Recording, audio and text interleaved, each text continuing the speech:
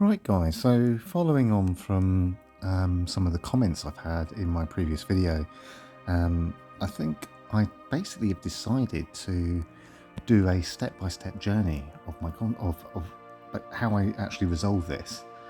So yeah, it's going to start with the unboxing, and a lot of this is boring. You can see what I do, you can see I'm testing it, but I'm going to use the time to basically talk about some of the concerns and skepticism that I've had, and some of it's been a real onslaught actually. It's been like people just don't believe it, and I've given them the technical reasons, etc. I've even had people say what I'm doing is detrimental, which is absurd because it has completely fixed the issue.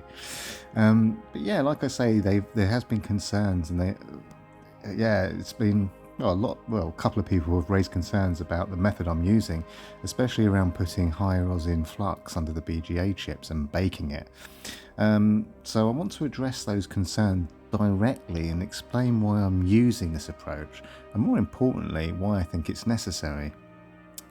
Before doing any of this, I spent a long time researching BGA preconditioning. That's basically a way of improving the stability of a BGA without lifting the chip or taking the solder to reflow temperatures. The reason this is important is because removing the EEGS chip on a revision and B revision board is incredibly risky.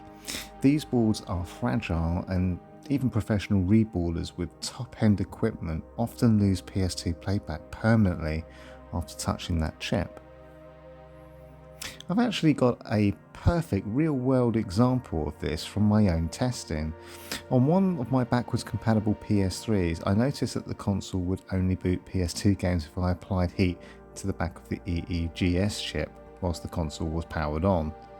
This was incidentally a Frankie, and I'll talk about that later. The lid was off, and I slid the Blu-ray drive aside so I could aim heat at the back metal plate. I wasn't heating the chip directly, but the heat travelled through the plate and onto the EEGS chip.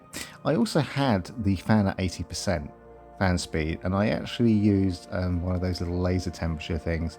So the running temperature of the console everywhere else was about 50 degrees, and then on where I'm actually heating was about 70-80 degrees.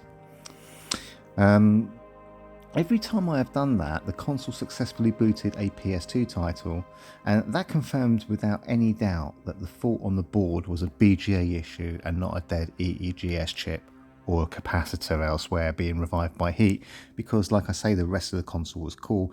I brought up the temperatures, and incidentally the RSX and the CPU or the cell processor were like 48 and 42 degrees, so yeah. However, when the EEGS chip was later removed and replaced with a known working chip by a highly experienced reboot specialist, PS2 playback was lost completely.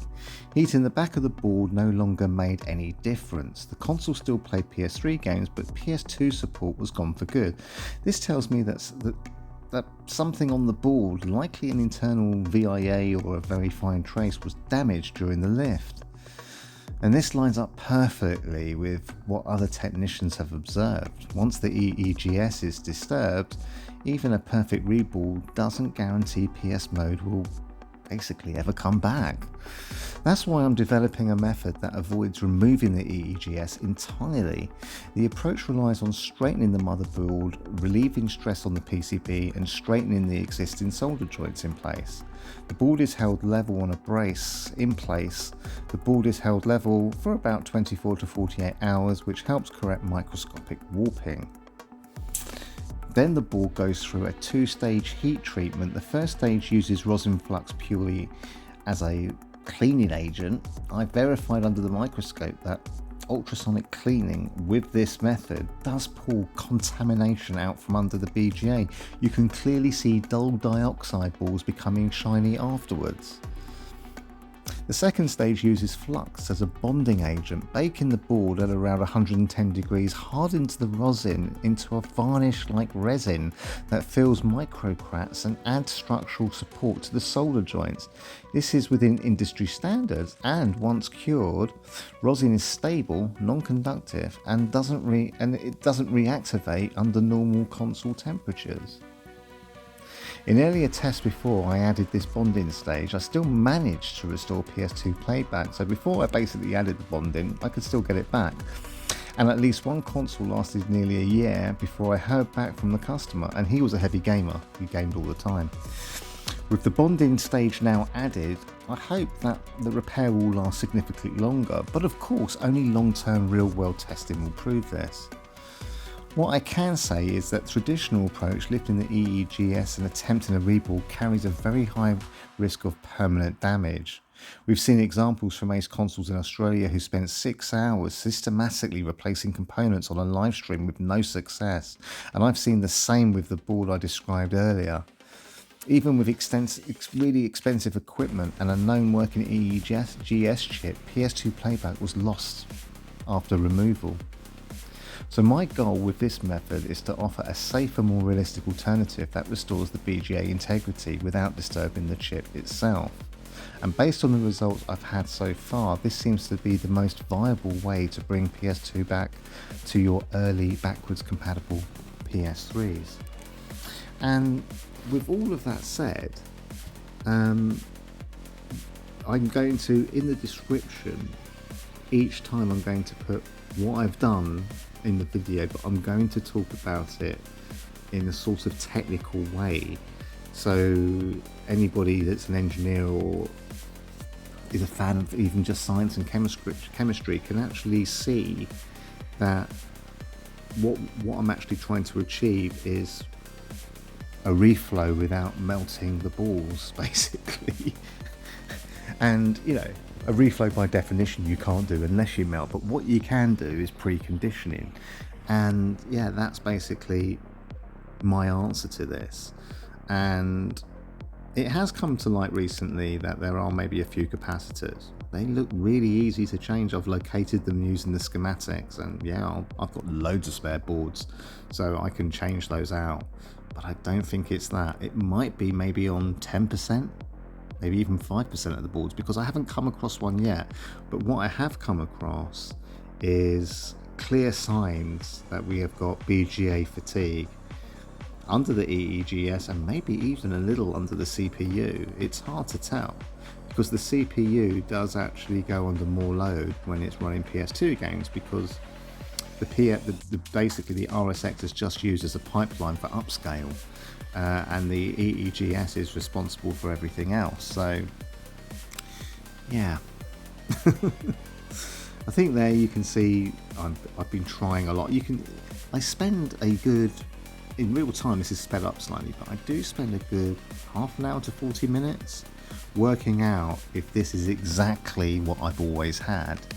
And the only way to do that is to really extensively test the console at different temperature levels. And yeah, and by doing that, you get an idea of the severity of it, of the issue.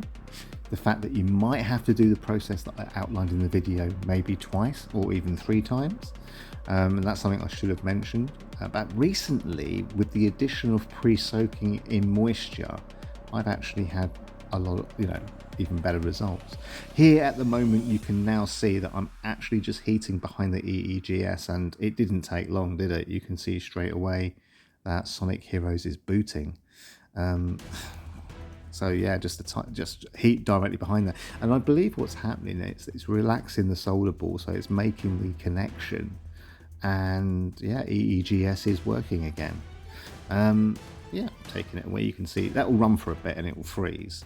But the point is that I've done this on, I don't know if it's 50. I don't. I know it's a lot, and I'm going to go through and get you guys an exact, accurate number.